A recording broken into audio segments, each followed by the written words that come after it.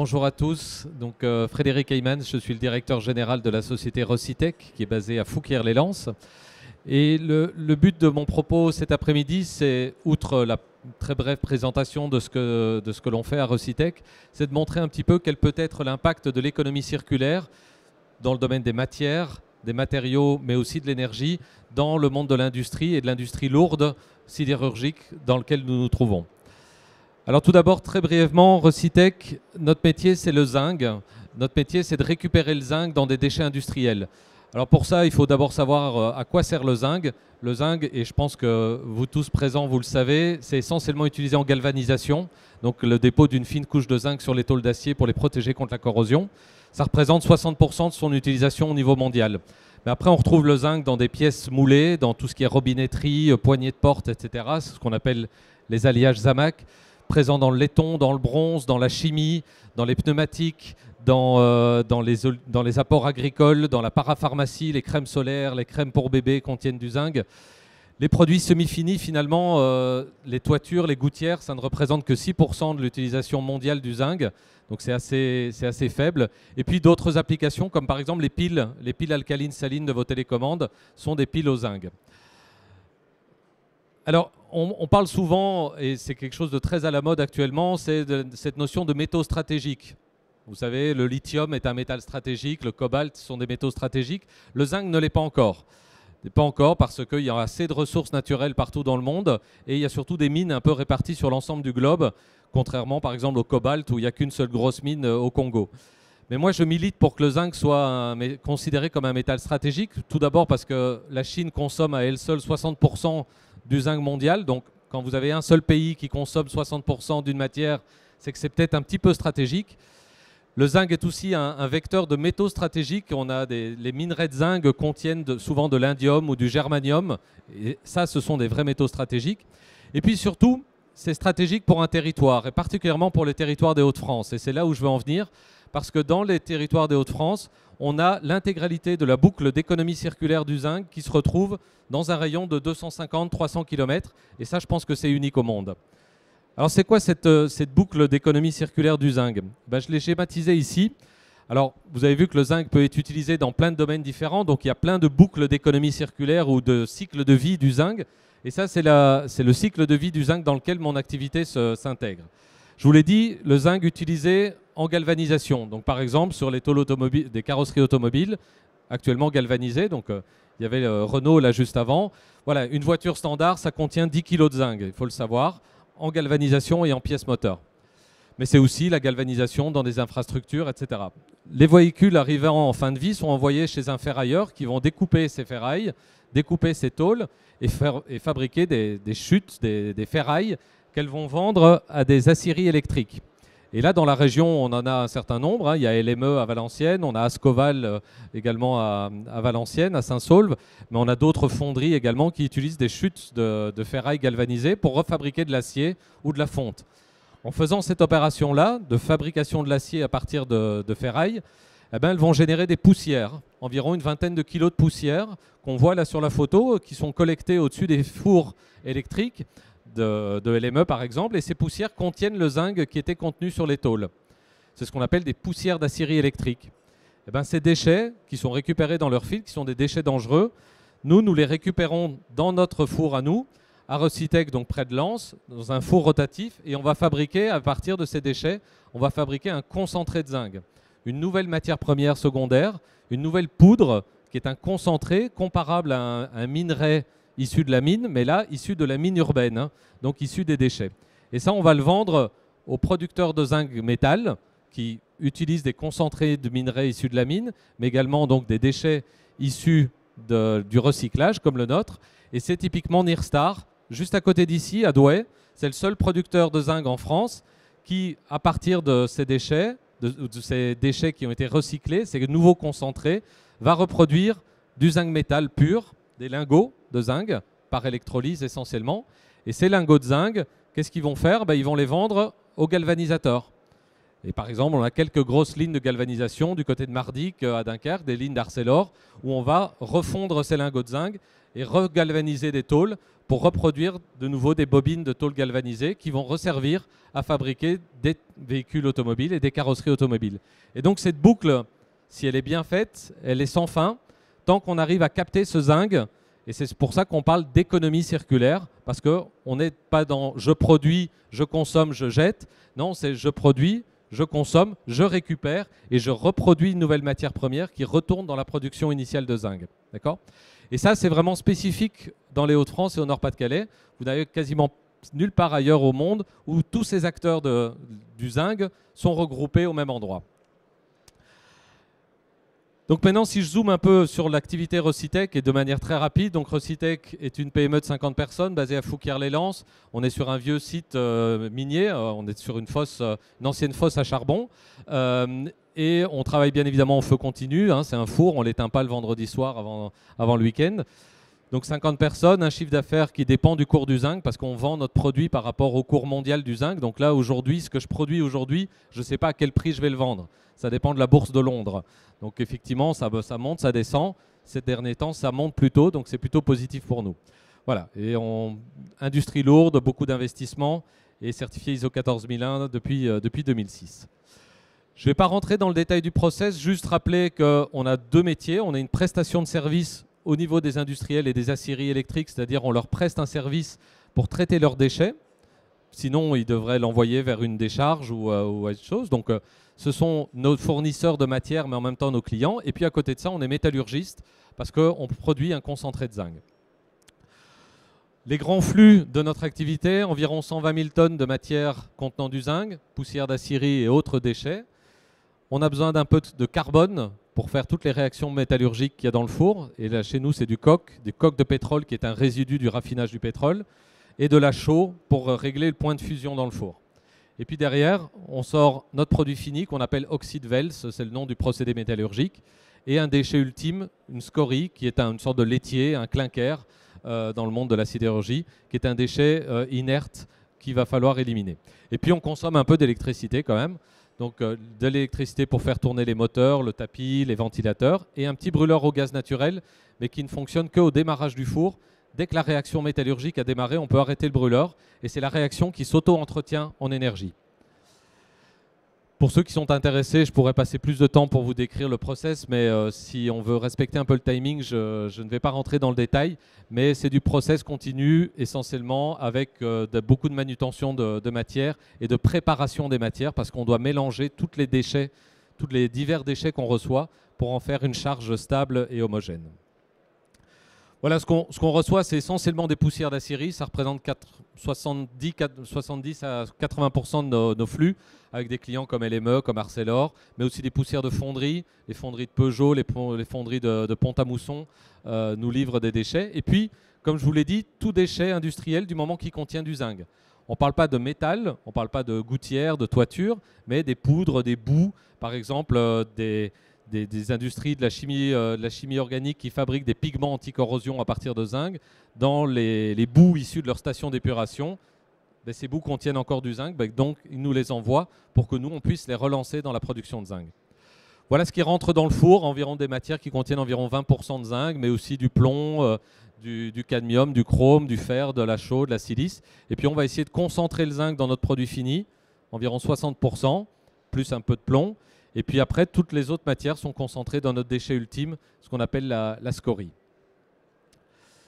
On a donc deux flux, l'oxyde Wels, un produit, et notre déchet ultime qui est essentiellement pour l'instant valorisé en remblai technique dans une décharge de la région qui utilise notre scorie pour construire la décharge.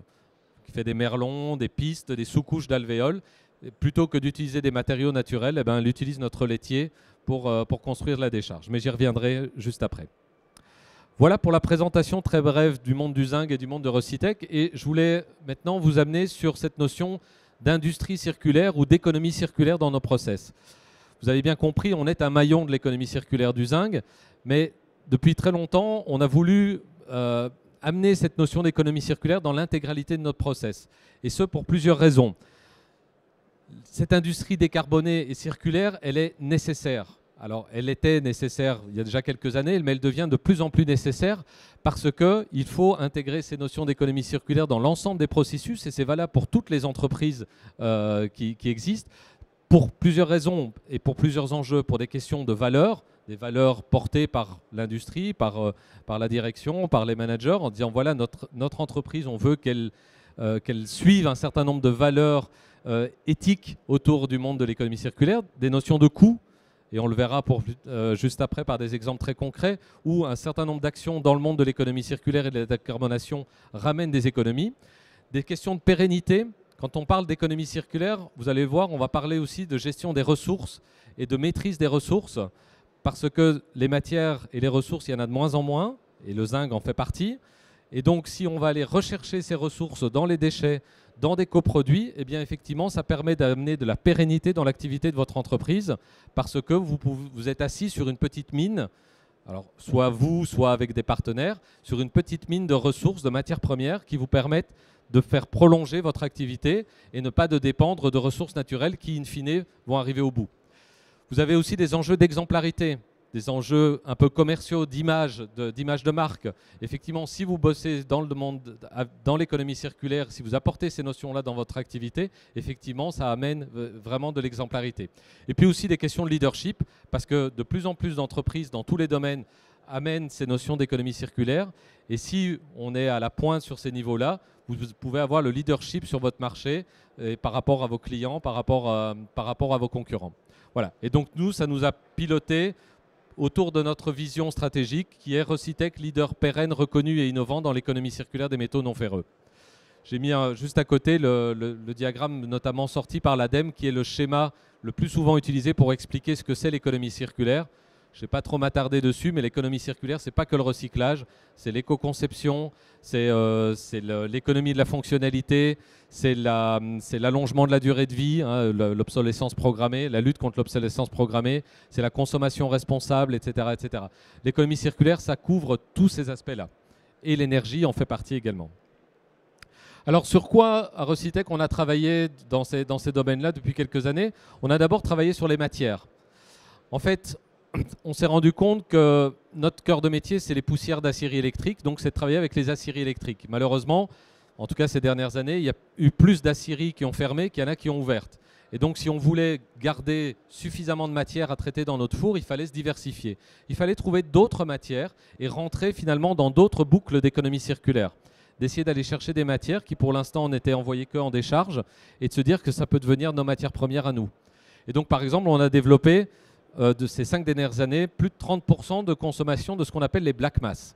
Alors les black mass, je fais un tout petit arrêt sur image. Les black mass, c'est typiquement le broyage des piles alcalines salines. Quand vous ramenez vos piles, et j'espère que vous le faites, déposées dans les contenants, dans les grandes surfaces ou dans les magasins d'électroménager, ces fameuses petites piles, ces piles crayons, ces piles sont collectées par des collecteurs. Elles sont triées entre les nickel-cadmium, les lithium, mais surtout les alcalines salines, qui sont des piles zinc-manganèse. Elles sont broyées et on enlève ensuite toute la partie métallique, et ferraille et papier, et plastique de ces piles. Et il se retrouve une poudre noire. Cette poudre noire qu'on appelle black mass, eh bien, c'est un concentré de zinc. Eh bien, avant, ce concentré de zinc, il partait à la décharge, etc. Et maintenant, à Recitech, nous, on traite de plus en plus de ces black mass pour récupérer le zinc de ces piles et pouvoir refaire des lingots de zinc avec nos partenaires et ensuite remettre ce zinc dans la boucle. Donc pensez-y la prochaine fois que vous irez déposer votre pile. Mais voilà, c'est simplement pour montrer qu'en réfléchissant un petit peu sur la diversité des matières qui peuvent rentrer dans un process, on peut aller chercher des matières auxquelles on ne pensait pas du tout au début. Nous, notre métier, c'était des poussières d'aciérie et que ça, et on a été créé pour ça. Mais maintenant, il y a quand même 20% de notre charge qui est composée d'autres matières que des poussières d'aciérie électrique. Vous avez vu qu'on a besoin de réactifs aussi, donc du coke et de la chaux. Du coke, c'est du carbone, c'est du coke, c'est de l'énergie fossile. Donc là aussi, il faut qu'on aille chercher autre chose pour éviter de consommer du fossile. Et donc, ce qu'on va faire, c'est aller développer de l'utilisation de carbone issu de déchets. Il y a plein de déchets qui contiennent des grosses quantités de carbone. Soit parce que ce sont des fibres de carbone, mais ça peut être des déchets, des charbons actifs usés, par exemple, qui ont été utilisés pour dépolluer des sols, dépolluer de l'air. Ça peut être du carbone issu de procédés métallurgiques qui utilisent un moment du carbone et qui se retrouvent avec des résidus, eh bien ce carbone, nous, on peut le prendre pour faire les réactions également. La chaux, c'est pareil. Vous avez des industries qui traitent leur gaz pour capter le soufre et qui injectent de la chaux dans leur gaz pour capter le soufre. Eh bien, ça forme derrière des résidus riches en chaux et en soufre. Eh bien, nous, on pourrait les prendre pour remplacer la chaux pure, naturelle que l'on achète. Et puis, on essaye aussi de se dire, notre outil, il est unique en France. Hein, on n'a pas d'autres sites comme ça en France. On n'a pas de concurrents en France. Il n'y a que 10 fours comme ça en Europe. Eh bien, ce four, on essaye aussi de l'utiliser, de réfléchir à traiter et à valoriser d'autres métaux. Là, c'est notre zinc, c'est le zinc qui nous fait vivre, mais on a notamment assez récemment fait des essais avec Nyrstar pour essayer de récupérer l'indium, qui est un métal stratégique, par notre procédé métallurgique. Voilà, c'est donc chaque fois ouvrir un petit peu ses œillères et de se dire que le métier dans lequel on est, il doit évoluer, les matières premières changent, les produits finis peuvent changer, les besoins des clients changent et donc il faut s'adapter à ces nouveaux flux de matière. Et ça, c'est de l'économie circulaire qui répond à tous les enjeux que je vous ai dit. Des exemples concrets également au niveau des matières. Ça, je vous ai parlé des matières qui rentrent, mais je vous ai dit qu'on produisait environ 70 000 tonnes par an d'un déchet ultime qui ne contient plus de zinc. C'est ce qu'on appelle notre scorie. Et ben, depuis de nombreuses années, on réfléchit, se dire qu'est-ce qu'on peut en faire ? Plutôt que de construire une décharge avec ou plutôt que de le mettre dans un trou, cette matière peut peut-être aussi servir de matière première pour quelqu'un d'autre. Et donc ce qu'on a fait, c'est plusieurs projets, notamment un projet avec une fonderie en Belgique, où on a compacté notre scorie en la mélangeant avec des copeaux de fonte, des copeaux d'usinage, et on a fait des briquettes, et ces briquettes sont envoyées dans une fonderie pour refabriquer de la fonte. Et donc on réutilise les métaux contenus dans notre déchet, dans la scorie, notamment le fer et le manganèse, et qui sont réinjectés dans une fonderie pour reproduire de la fonte. Donc ça, c'est une application. Une autre application plutôt dans les matériaux, c'est qu'on injecte notre scorie dans des blocs pour faire ces fameux Lego blocs que vous voyez qui sont assez souvent répandus dans les déchetteries et des choses comme ça. Eh bien, plutôt que d'utiliser des granulats naturels, du béton naturel et du sable naturel, eh bien, utilisons des coproduits industriels pour fabriquer ces blocs qui finalement n'ont qu'une seule raison d'être. Il faut que ça tienne, il faut que ça soit lourd, que ça soit solide et que ça ne bouge pas. Voilà, ça n'a pas beaucoup d'exigences en termes de spécifications techniques. Et donc, on a 30 000 tonnes de nos scories qui vont chaque année dans ces blocs et qui a une vraie valorisation matière. D'autres projets en cours, on a réussi avec l'IMT de Douai, donc anciennement l'école des mines de Douai, de développer une formulation pour fabriquer des pavés qui contiennent 100%, 90% de scories, mais aussi des mâches-fer d'incinération d'ordures ménagères. Et ces pavés, ils remplissent tous les critères de spécification technique et environnementale. Donc ils sont prêts à être utilisés. Donc maintenant, je suis en discussion avec des partenaires industriels pour fabriquer ces pavés de manière industrielle et avoir à nouveau une autre utilisation de ce déchet.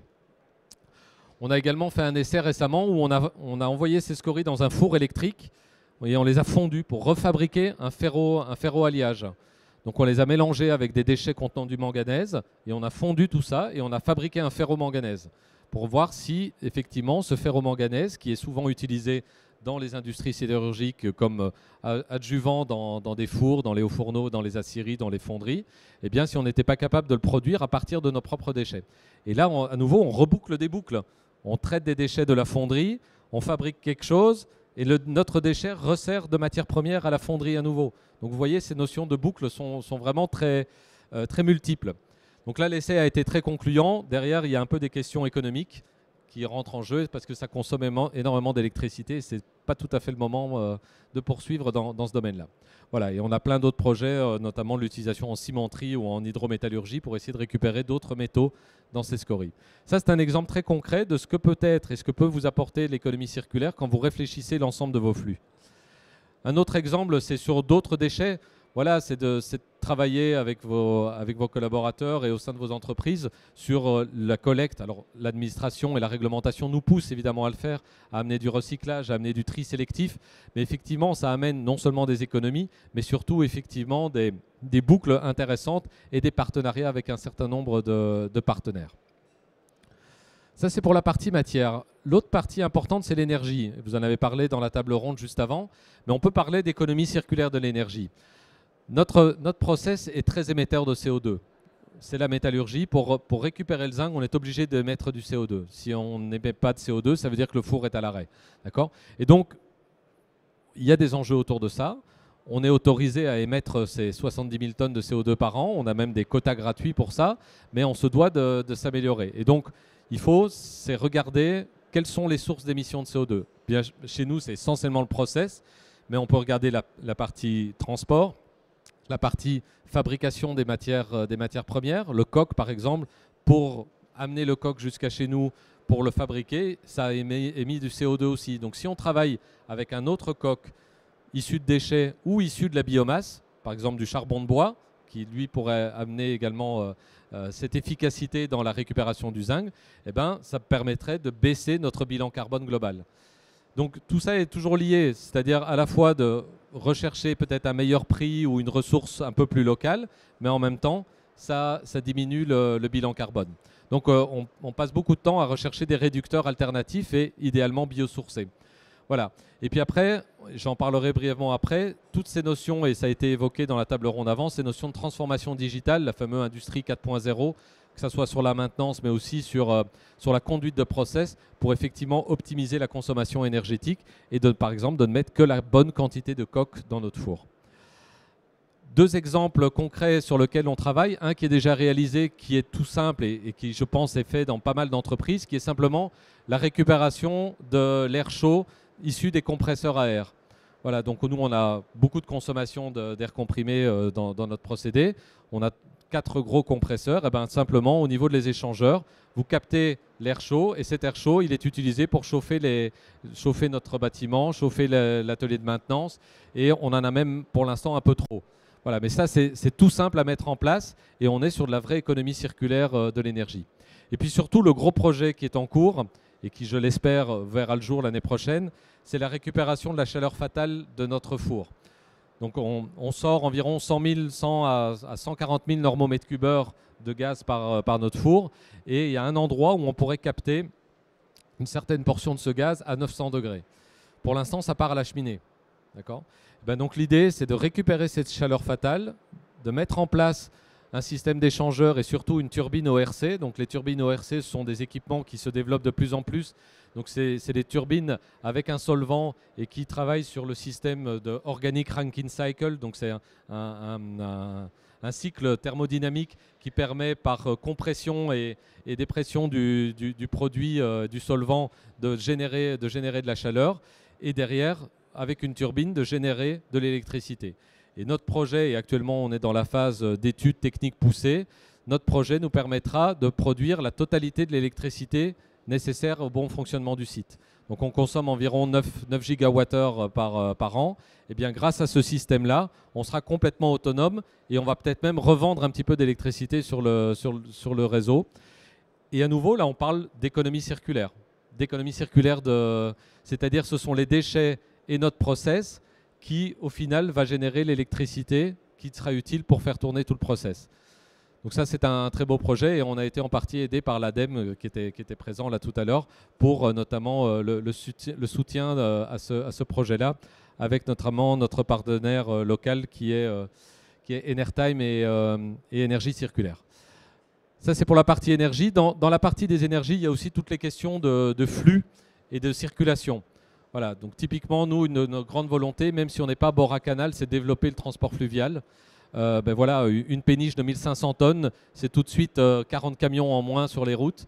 Et donc, en termes de bilan carbone, c'est évidemment très intéressant. Et en termes de coût également, c'est intéressant.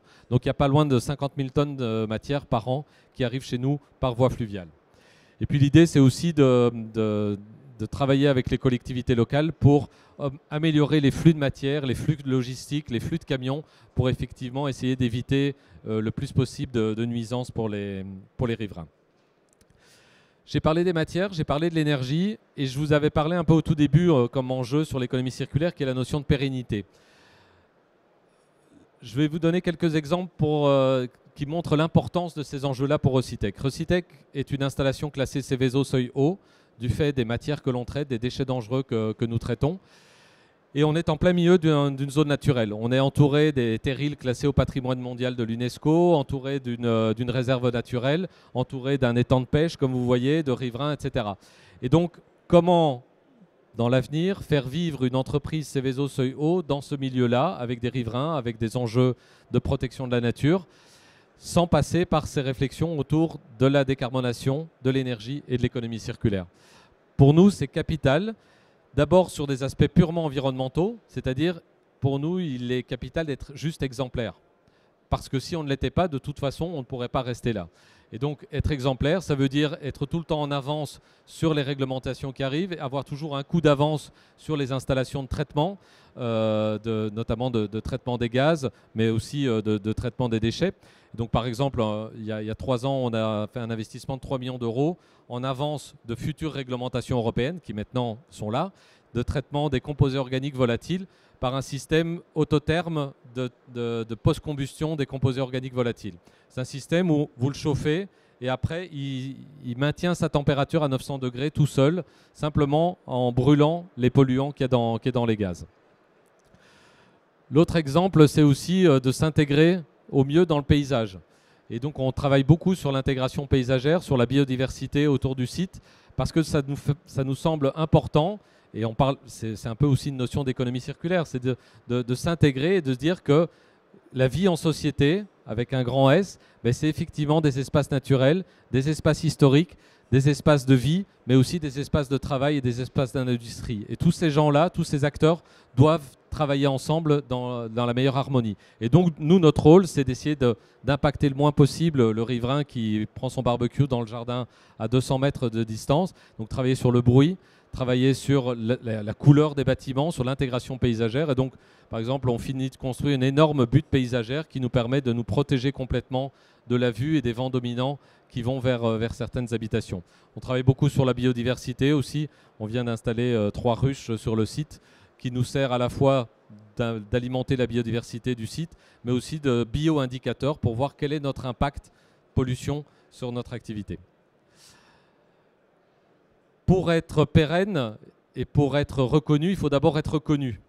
Il faut être connu, pour être reconnu, il faut être connu. Voilà, et donc ça c'est aussi un maître mot, c'est l'occasion aujourd'hui, mais c'est surtout ce qu'on fait avec les riverains, avec les municipalités autour, c'est juste faire découvrir notre industrie. Et je pense que, alors un salon comme le CPEM en est la bonne preuve, l'industrie a encore malheureusement souvent mauvaise presse, et particulièrement l'industrie sidérurgique et métallurgique, surtout dans le bassin minier. Et il y a quand même quelques gros exemples historiques de pollution très forte. Et donc il faut se faire connaître, montrer que le monde de l'industrie d'abord c'est passionnant, ça a du sens, ça travaille pour l'environnement, ça travaille également pour les générations futures. Et donc on a beaucoup d'actions autour de la visite par des collèges, par des universités, des lycéens, mais aussi des municipalités avec des portes ouvertes et différentes associations. Et enfin, et là ça me permettra d'enchaîner sur la dernière étape de mon exposé, ce que je pense qui est important pour une industrie, et notamment aussi l'industrie du futur, c'est d'être impliqué et de s'impliquer sur son territoire. Vous pouvez être très bon dans votre coin, vous pouvez avoir une belle usine, faire de l'emploi, mais si vous ne participez pas à la vie publique, à la vie associative, à la vie des municipalités, vous serez toujours l'industrie au bout de la route qui embête un peu son monde parce qu'il y a des camions, parce qu'il y a du bruit, parce que ceci. Donc il faut que les gens vous connaissent et que vous vous impliquiez dans la vie de la société. Et donc ça, ce sont différentes actions que nous, on lance. On accompagne des associations, on accompagne des jeunes en recherche d'emploi, on participe à des projets culturels avec des artistes locaux qui viennent exposer dans l'usine. Et puis, j'ai l'honneur d'avoir la présidence d'un pôle de compétitivité sur l'économie circulaire qui est basé dans le bassin minier. Mais j'en reparlerai juste après parce qu'il y a des choses très concrètes qu'on peut vous proposer. Voilà pour moi un certain nombre d'exemples très concrets de ce que peut être et de ce que doit être l'industrie du futur, c'est-à-dire de l'économie circulaire, de la décarbonation et de l'intégration dans son environnement urbain. On parle souvent dans l'industrie du futur de notion de transformation digitale. J'ai vu des dizaines de stands qui parlent de ça, la maintenance 4.0, l'industrie 4.0. Alors pour moi c'est capital évidemment, et particulièrement pour des industries anciennes comme la nôtre, des industries sidérurgiques, mais il faut vraiment voir ça comme un vrai outil et pas comme une finalité. Le but, c'est pas de distribuer une tablette à tous les opérateurs. C'est pas ça la transformation digitale. La transformation digitale, ça doit être un outil qui doit vous permettre de faire avancer et de faire progresser un certain nombre de processus. Alors, des processus de maintenance, bien évidemment, mais aussi des processus de ressources humaines. Comment est-ce que je capitalise les compétences de mes salariés? Souvent, dans nos types d'industries métallurgiques, on a une moyenne d'âge très élevée. Moi, dans 5 ans, je vais avoir toute mon expertise qui va partir en même temps. Tous mes chefs d'équipe, tous mes conducteurs de four vont partir en même temps. Mais donc, comment je capte cette compétence? Vous savez, le petit carnet des anciens là dans la poche. Eh bien, comment est-ce que j'arrive à la transformer sous format digital pour ensuite la transmettre aux nouvelles générations? Ça, c'est la transformation digitale. C'est un outil pour la pérennité du site. Mais ça peut être également de l'amélioration de processus de production pour anticiper par de l'intelligence artificielle, anticiper des comportements du four et éviter, par exemple, des refoulements, des fumées, des émissions polluantes et ce genre de choses-là. Donc j'insiste bien, pour moi, la transformation digitale, il faut vraiment le voir comme un outil, comme un catalyseur d'évolution, et notamment dans le monde de l'économie circulaire. Voilà pour ce qui est de l'activité de Recitech, et je voulais finir avec, effectivement, vous parler brièvement du pôle de compétitivité Team 2. Donc un pôle de compétitivité, c'est une association financée en partie par le privé et en partie par le public, et notamment par la région Hauts-de-France.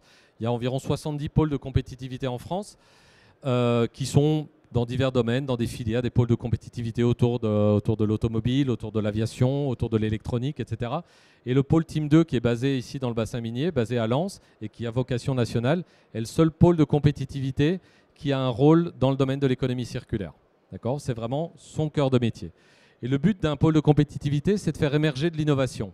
C'est d'accompagner des industriels, des entreprises, en lien avec des laboratoires de recherche, des laboratoires académiques, mais aussi des institutionnels, de les accompagner à essayer de faire émerger des innovations pour répondre aux problématiques auxquelles ils sont confrontés. En gros, vous avez un industriel qui a un problème, par exemple, avec un déchet, avec un flux dont il ne sait pas quoi faire.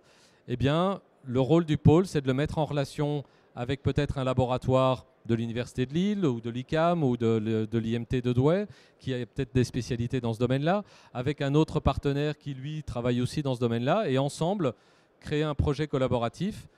Et le pôle va amener et va porter ce projet pour rechercher des financements régionaux, locaux, au niveau des communautés d'agglo, au niveau régional, au niveau national, voire même au niveau européen, pour financer ce projet, pour que derrière, une innovation puisse répondre aux enjeux de l'adhérent et de l'entreprise. Donc, amener de l'innovation de rupture et créer les ressources de demain. Je vous l'ai déjà plusieurs fois répété.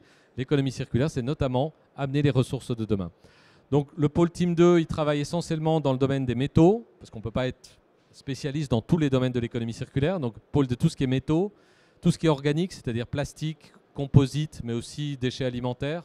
Comment est-ce que je peux faire pour recycler du polystyrène, pour recréer des nouvelles matières à partir de l'huile alimentaire récupérée, et j'en fais un biocarburant, par exemple. Et puis après, tout ce qui est minéraux, c'est-à-dire les déchets de la déconstruction, les déchets de la construction, des travaux publics, mais aussi des sédiments de dragage des canaux, des sédiments de dragage des ports. Tous ces sables, parfois un peu pollués, qu'est-ce qu'on en fait? Il y a beaucoup de projets innovants autour de ça. Et puis on a deux autres domaines d'action qui sont un peu plus transversaux. Un sur l'ingénierie du recyclage. En fait, on a créé le club des équipementiers français du recyclage, simplement par un constat très simple, et c'est le gouvernement français qui nous avait demandé de travailler là-dessus. 80% des lignes de tri de déchets en France sont constituées de matériel étranger, principalement allemand. Et 80% des producteurs d'équipements du recyclage envoient leur matériel à l'étranger. Donc il y a peut-être juste quelque chose à recréer et d'animer finalement un club des fabricants français de matériel utilisé pour le recyclage, pour la préparation des ressources de demain. Et donc on a créé ce club d'équipementiers français du recyclage. Des gens comme Pellin qui font de la détection optique, des broyeurs. J'ai vu qu'il y avait Decoval ici qui fabrique des broyeurs. Eh bien, ils font partie de notre club pour essayer d'abord de faire rayonner le marché et ces pépites françaises, mais aussi de proposer des combinaisons et des synergies. Voilà, vous avez une problématique avec un déchet, avec une matière.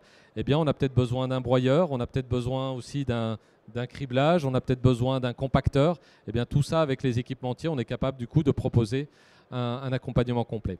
Et puis ce qui se fait de plus en plus, et on développe, c'est de travailler sur des boucles d'économie circulaire innovantes. Quand on dit innovante, c'est d'aller beaucoup plus loin que juste de dire tiens, un tel a un déchet et ça peut être la matière première de l'autre. Non, l'idée c'est de comment est-ce que je peux massifier, comment je peux détecter les flux, comment, grâce notamment à l'intelligence artificielle, je peux très vite dire ok, cette matière-là, je peux la réutiliser in situ, cette matière-là, je dois la recycler ou cette matière-là, je dois la jeter. C'est typiquement un gros projet qu'on vient de finir avec SNCF où ils ont maintenant développé des systèmes où quand ils passent sur les voies, quand ils font de la maintenance de voies, ils peuvent tout de suite dire par de la détection automatique, le ballast, eh ben, je peux soit le laisser parce qu'il est encore bon, soit je dois l'enlever et il peut peut-être être utilisé dans une voie pas de TGV mais une voie de TER, ou alors il doit carrément partir dans une utilisation de travaux publics par exemple. Voilà, ben ça c'est des boucles innovantes qui sont en train de voir le jour parce qu'avant la SNCF ne parlait jamais avec les transports publics, avec les travaux publics, pardon. Et donc là maintenant le pont est fait et on met en place ce type de boucle. Un petit point, parce que je pense que ça peut peut-être vous intéresser, et je finirai là-dessus, c'est que depuis cette année, la région nous a mandaté pour accompagner des PME dans tout domaine d'activité, pour accompagner ces PME à voir qu'est-ce qui est possible de faire dans le domaine de l'économie circulaire au sein de leur entreprise. C'est ce qu'on appelle le booster PME.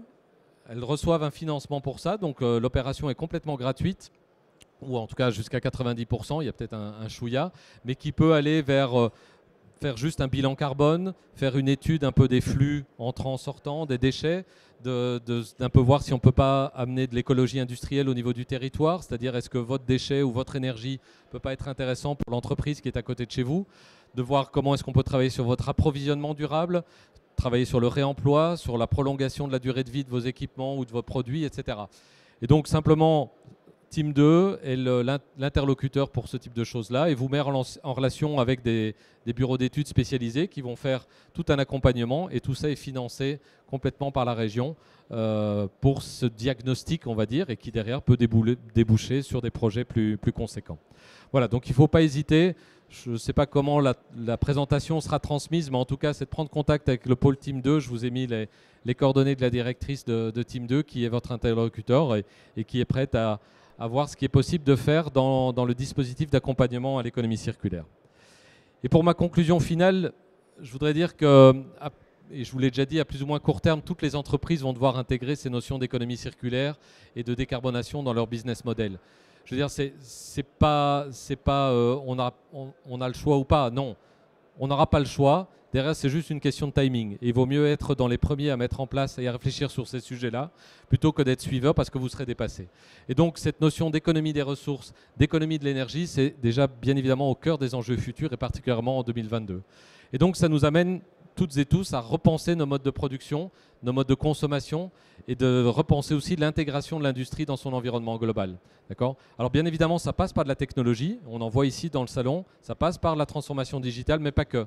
La technologie, elle ne fait pas tout, c'est pas ça qui va nous sauver, il va falloir repenser aussi complètement d'autres choses. Et Recitec est depuis un an et demi, enfin depuis 2 ans, labellisé vitrine de l'industrie du futur, qui récompense un peu toutes les transformations qu'on a initiées. Donc on est une vitrine de ce que peut être l'industrie du futur.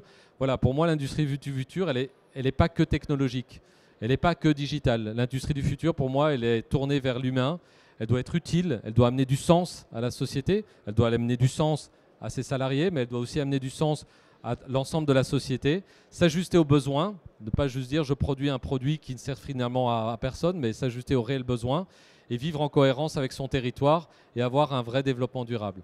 Et la petite anecdote que j'aime bien, et c'est là-dessus que je finis, c'est que voilà, Recitec, industrie métallurgique, souvent décriée, hein, c'est quand même l'industrie avec la grosse cheminée qui fume, l'industrie du métal, de la sidérurgie, souvent dite industrie du passé il y a encore quelques temps.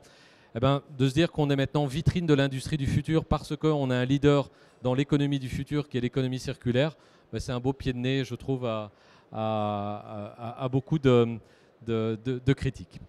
Voilà, j'espère avoir été assez complet et je reste à votre disposition pour répondre aux diverses questions. Très complet, merci infiniment. On peut l'applaudir. Merci, monsieur Heijmans. Oui, c'était condensé, mais c'était très, très complet. Puis un bel exemple aussi. Alors, de vitrine d'industrie du futur, parce qu'effectivement, c'est l'Alliance Industrie du Futur dont l'une des missions est de mettre en avant aussi des entreprises représentatives qui peuvent inspirer d'autres Oui, on en industriels. dans les Hauts-de-France, il y a une quinzaine, je pense, une quinzaine de vitrines de l'industrie du futur. On est la seule au niveau national dans le domaine de l'économie circulaire. L'industrie du futur, c'est vraiment de montrer des exemples d'entreprises qui ont entamé des démarches de transformation et de se préparer aux enjeux du futur et aux grands enjeux que peuvent être les enjeux énergétiques, les enjeux de la transformation digitale, mais les enjeux de l'économie circulaire aussi, mais aussi les enjeux de ressources humaines. Voilà, comment attirer des jeunes, comment les fidéliser. Ça, ce sont des vrais enjeux de l'industrie du futur également, et ce sont des sujets sur lesquels on a travaillé également. Ouais. Sur les enjeux, vous parliez finalement toute cette présentation, c'est votre parcours. Et tout le parcours de Recitech, tout ce qui a été amené à être fait chez Recitech, chez vous, c'est aussi d'une certaine manière la compétence humaine, puisque avoir les idées, c'est pas simple finalement. Je sais pas, c'est vous qui avez eu toutes ces idées, c'est l'impulsion qui venait de la direction. Est-ce que c'est au contraire, vous avez essayé d'impliquer un maximum de gens, parce que finalement se reconstruire, enfin pas se reconstruire, mais se réinventer, c'est ce qui est le plus difficile. La transformation, qu'elle soit digitale, qu'elle soit de développement durable, écologique, énergétique, etc., elle ne se fait jamais seule, évidemment. Vous pouvez avoir un directeur qui a plein de bonnes idées, mais s'il n'est pas accompagné par toutes ses équipes, bien évidemment, ça ne se fait pas. Donc oui, beaucoup de choses ont été faites en interne, et puis comme on est quand même tout petit, on n'est que 50 personnes et essentiellement des opérateurs de production pour faire tourner ce four en 24/24, ben on s'associe avec énormément de partenaires en fait. C'est juste de trouver les bons partenaires qui peuvent, soit des bureaux d'études, soit des industriels, des laboratoires, des académiques, qui nous font réfléchir, qui nous font avancer sur des sujets, et puis on en récupère ce qui nous intéresse et ensuite on le met en œuvre. Mais bien évidemment, ça ne se fait jamais seul dans un coin, dans un bureau. Ça se saurait. Est-ce que vous avez des questions à tout hasard? Peut-être un petit mot sur le financement de vos projets, notamment de la récupération de chaleur. La récupération oui. de chaleur fatale. Alors, comment monte-t-on un projet? Là, ce projet-là, pour l'instant, il est monté d'une manière un petit peu particulière. C'est que ce n'est pas nous qui le portons. En fait, on travaille avec la société Enertime qui fabrique des turbines ORC. Et ils ont créé une entité un peu financière qui s'appelle Énergie Circulaire, qui est basée d'ailleurs à Lille. Et c'est elle qui porte le projet. C'est elle qui a déposé le projet au sein de l'ADEME. Parce que d'abord, c'est une petite structure, donc ils ont pu avoir plus de subventions que nous. Donc ça, c'est une première chose. Et en fait, l'idée, c'est que c'est eux qui vont investir sur le site. Ils vont créer un fonds d'investissement. Enfin, ils vont aller contacter des investisseurs qui vont investir dans l'installation. Et donc, moi, je vais leur donner un morceau de site. Eux vont faire l'investissement accompagnés d'investisseurs et aidés par l'ADEME, notamment avec le plan France 2030 et France Relance. Et ils vont me vendre de l'électricité. Mais de l'électricité à moins de 50 € du mégawatt, ce qui fait rêver évidemment à cet instant-ci. Et ça pour 15 ans avec un prix fixe. Avec un prix Donc fixe, voilà, d'accord. c'est ça l'intérêt. Donc eux et les investisseurs qui vont faire l'investissement, ils vont avoir leur retour sur investissement par la vente de l'électricité.